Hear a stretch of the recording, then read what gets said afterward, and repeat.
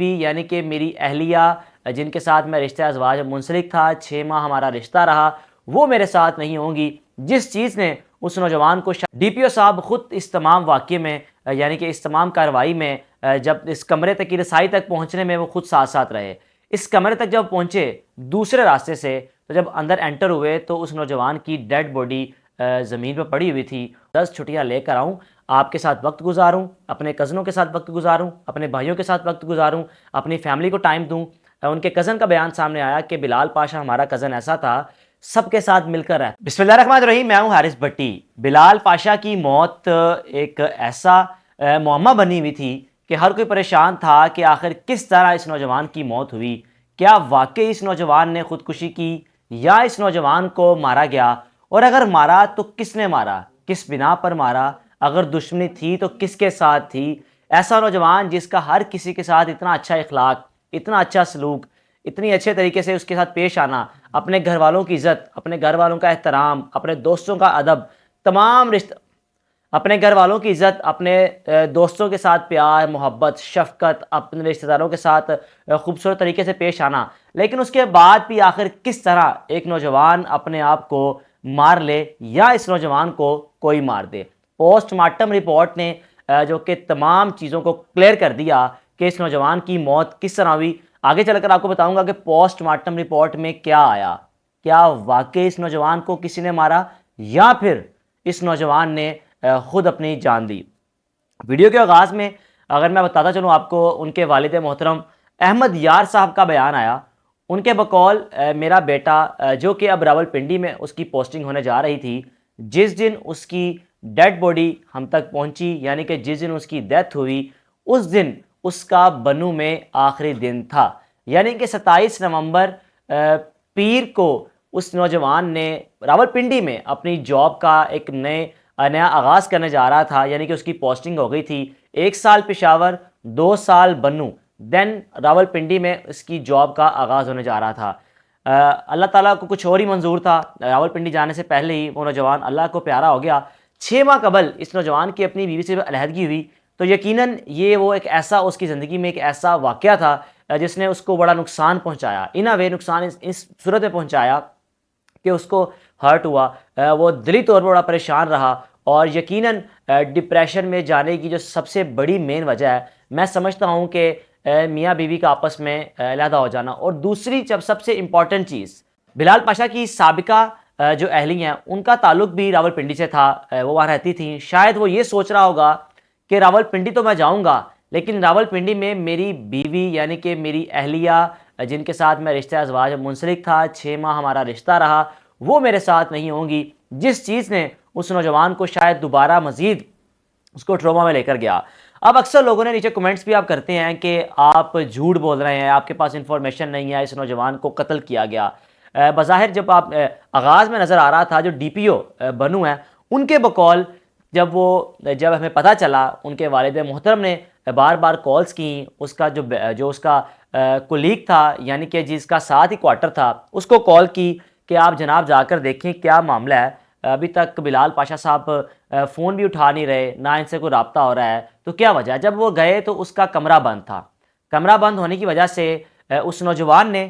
Police کے ہمراہ یعنی کہ پولیس کو کال کی، پولیس کے ہمراہ ڈی پی او صاحب خود اس تمام واقعے میں یعنی کہ اس تمام کارروائی میں جب اس کمرے تک کی رسائی تک پہنچنے میں وہ خود ساتھ ساتھ رہے۔ اس کمرے تک جب پہنچے دوسرے راستے سے تو جب اندر انٹر ہوئے تو اس نوجوان کی ڈیڈ باڈی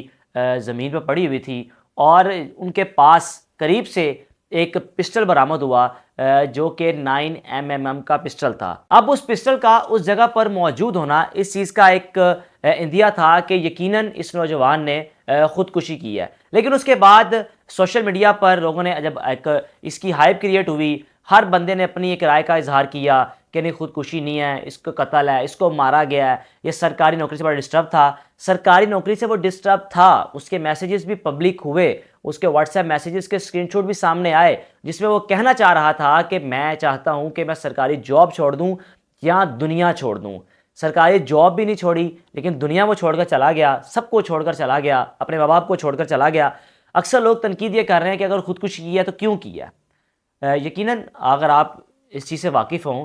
تو ڈپریشن بھی ایک ایسی بیماری ہے کہ جس کا علاج آپ کے ارد گرد رہنے والے دوست ہیں، آپ کے رشتہ دار ہیں، آپ کے احباب ہیں۔ آپ اس کا علاج کوئی ڈاکٹر نہیں کر سکتا، کوئی میڈیسن نہیں ہے۔ شاید وہ اپنی پریشانیاں، اپنے دکھ، اپنے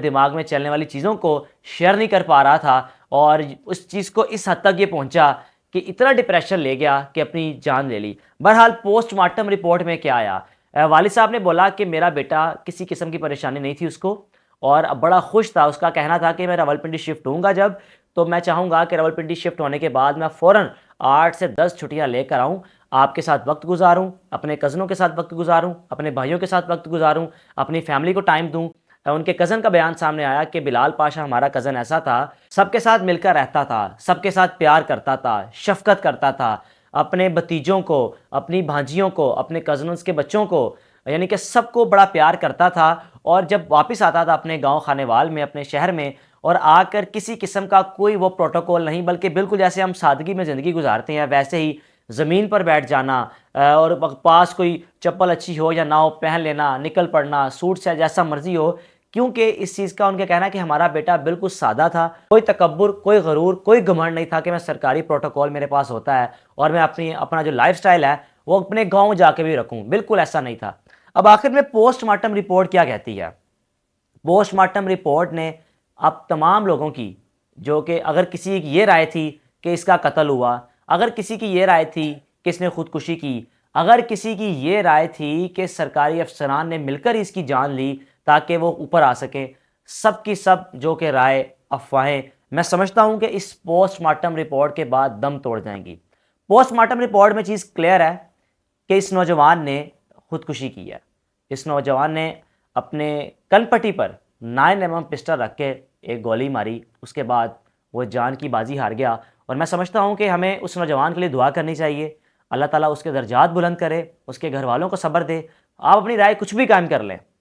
آپ یہ بھی رائے قائم کر سکتے ہیں کہ اس کا کوئی پیار، عشق، محبت یا نوکری کا جھانسا یا کچھ بھی، آپ یہ بھی رائے قائم کر سکتے ہیں کہ کوئی عشق محبت والی داستان ہوگی، یا اس سرکاری نوکری سے بڑا ڈسٹرب ہوگا، یا اس کو کسی ساتھ والے کولیگ نے مار دیا ہوگا، یہ آپ کی مرضی، آپ کچھ بھی رائے قائم کریں، لیکن حقیقت وہی ہے کہ جو پوسٹ مارٹم رپورٹ میں لکھی ہوئی ہے، یعنی کہ اس نوجوان کی جو موت ہے وہ خودکشی سے ہوئی، کسی نے نہیں مارا، کسی نے اس کے کمرے میں گھس کر اس کو گولی نہیں ماری، کسی سرکاری افسر نے اس کو اس لیے نہیں مارا کہ ہم اوپر آ سکیں گے، ایسا کچھ بھی نہیں ہے۔ وہ ایک ڈپریشن میں تھا۔ ڈپریشن ایک ایسی بیماری ہے کہ میں سمجھتا ہوں کہ جس بیماری میں لوگ کیا کیا سٹیپ لے جاتے ہیں، اپنی جان بھی لے لیتے ہیں، اور بلال پاشا نے بھی ایسا ہی کیا۔ اللہ تعالیٰ اس کے درجات بلند کرے۔ اپنے میزبان کو اجازت دیجیے، اللہ حافظ۔